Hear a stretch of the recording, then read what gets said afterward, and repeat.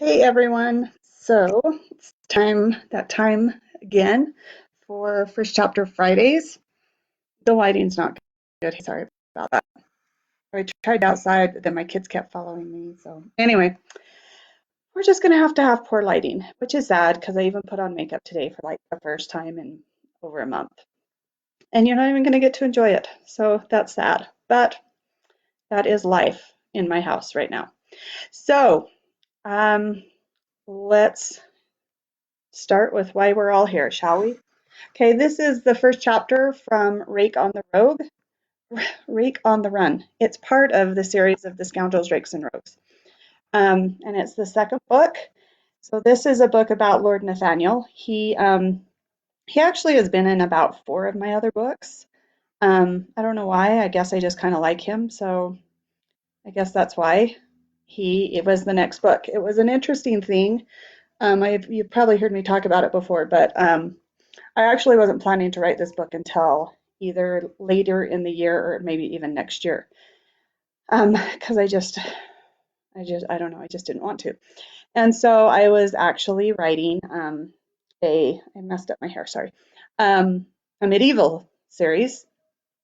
And I like every time I would go to bed or I would have those quiet moments, then my brain would just start thinking. And I just kept thinking about this book. The first chapter came to me, and I was like, I don't want to write it.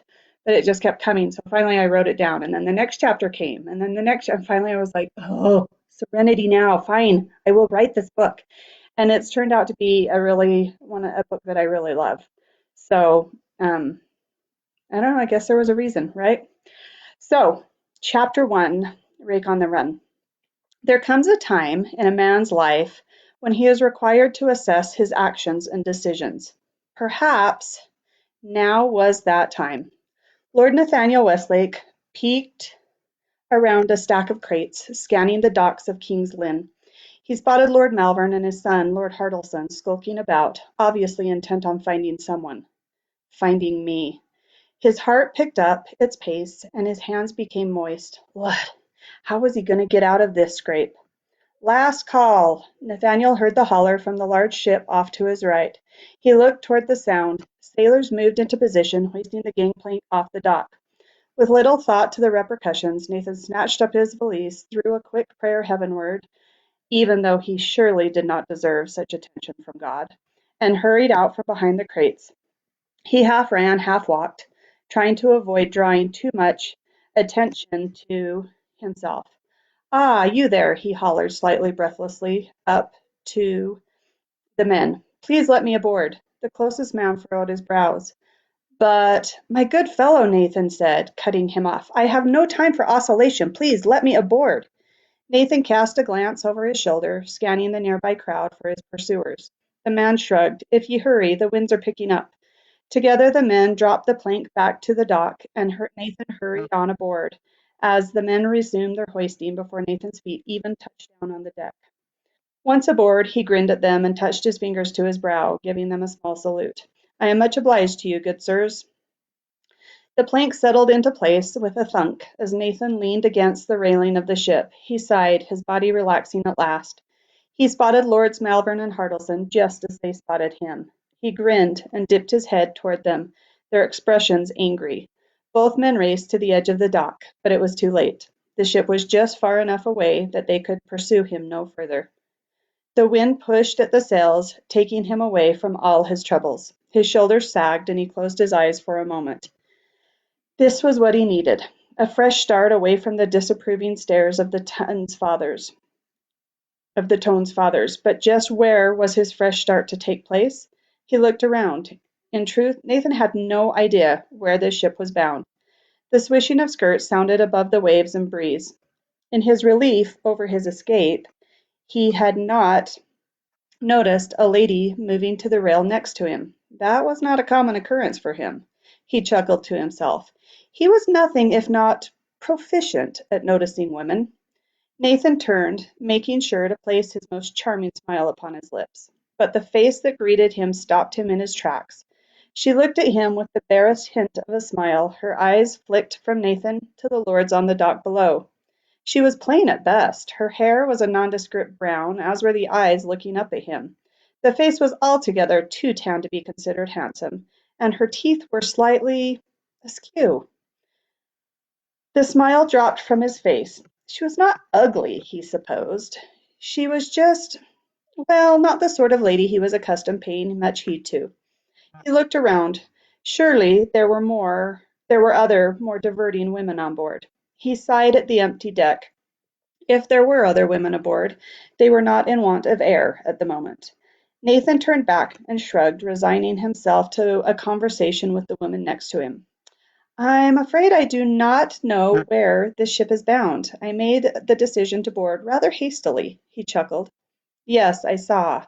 She turned her eyes back to the dock. Calcutta, India, sir. India? That was not quite what he'd had in mind when he had awoken this morning. But neither had he intended to face Lord Malvern. India, Nathan thought again. He could think of worse places to be headed, back to Cambridge and Lady Elizabeth among them. His head nodded slightly as the thought settled on him. He had never been to India. It seemed he had been presented with a unique opportunity, if he decided to make the whole of the journey. Nathan looked back at the lady standing next to him. Perhaps she was not as plain as he had originally thought her, but still, she was not a beauty. Although her voice did have a pleasant sort of timbre to it. Perhaps she would prove to be a good conversationalist. Such a quality would be in high demand after several weeks passed confined upon this ship. And then, once he was in India, there would surely be ladies clamoring for his attentions. Nathan looked out at the dock, growing farther and farther away. India was a long distance to travel on a whim. His estate was in good hands, but nonetheless, was it prudent to take such a trip?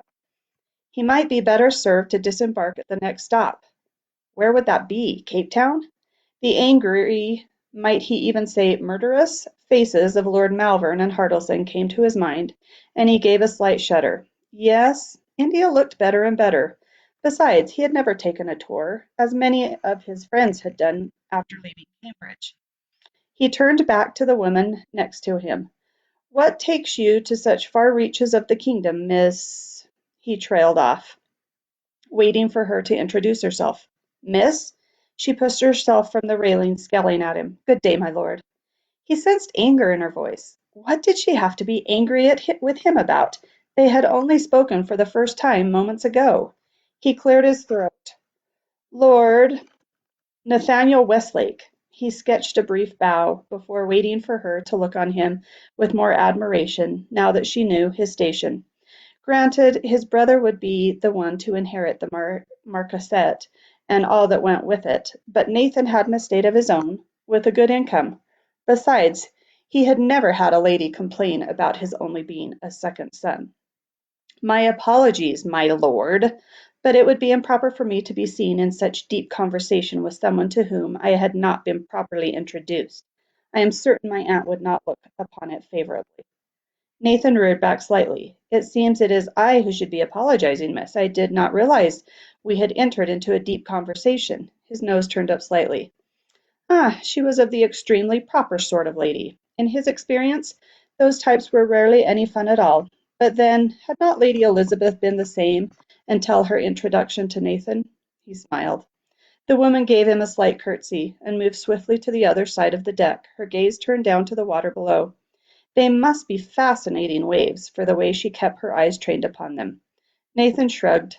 She may prove more stubborn than most, but she would come around. They always did. Your ticket, sir? An official-looking man stood at Nathan's elbow. Nathan turned and smiled at the man. Ah, I do not precisely have a ticket. My decision to board came at rather the last moment. There was no time to purchase a ticket without the ship departing first. The man did not return Nathan's smile. A ticket is required for passage, sir. His voice was firm with a definite edge to it. Nathan withdrew several notes from his haversack and held them out. It is not that I do not have the blunt, sir. I was merely short on time. He pushed the notes forward. I believe this is enough for a stateroom. And Nathan winked, which only served to increase the man's scowl. Some extra for you? He narrowed his eyes at Nathan. I am not allowed to accept bribes, sir. You are to have paid for the ticket before you boarded. Nathan nodded and rubbed at the back of his neck. I understand what you're saying. He spoke slowly as if talking to someone of little wits. But the fact remains that I did not purchase a ticket before I boarded the ship. What would you have me do? Jump overboard and swim ashore? The gleam in the man's eyes indicated that Nathan was not too far off the mark. Nathan leaned over the rail, peering down at the murky water of the harbor. He turned pleading eyes on the man. Surely you can make an exception this time. As soon as we land in Calcutta or wherever our first stop shall be, I will explain myself to the ticket office and pay up in full. You have my word as a gentleman. I have known many a gentleman, sir. Your word does not hold weight with me.